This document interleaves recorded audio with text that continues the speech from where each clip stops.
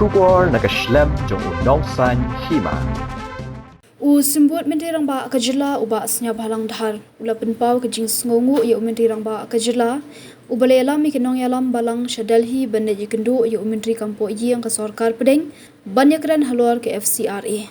ula benrap da kabaong bakum ke Sorkar ki Sngewkhia habede batkani batnak liang ke Sorkar kajing yalam jong mentirang ba kajila ukanal sangma ban pensngau ya ke kabakidon hau Amit Shah.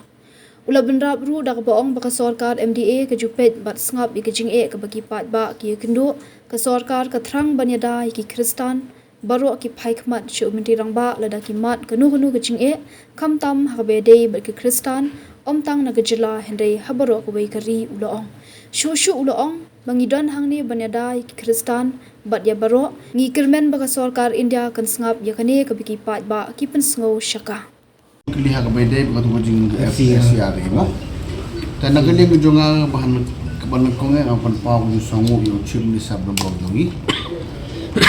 Ula yalam megino yang katuk ni kebalan bapera bani kudu baru home minister mobilati bali rokoti.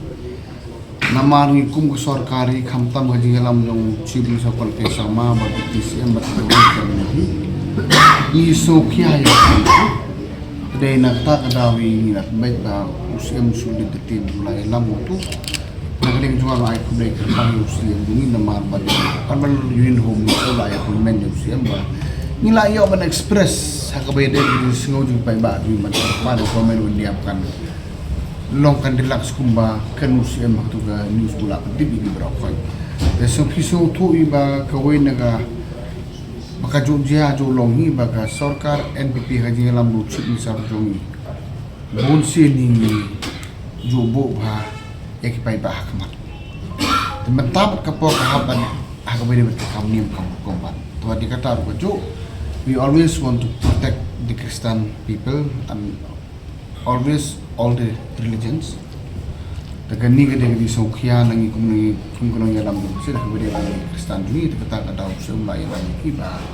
ban kerpar sukor dia kumbiyo i genu usum la kren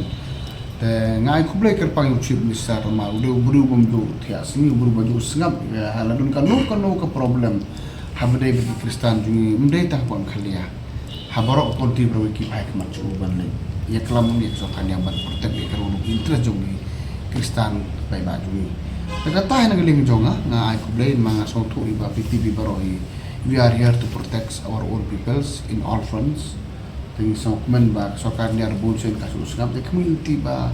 nagbubrom kerpari Sorkar ni akan skam kiting kerpatu si makbede ko ni Fcra. Maybe chief minister is the right person to reply on that, but ia kata automatically ba kanuan kiting kan mau si he's still on the way.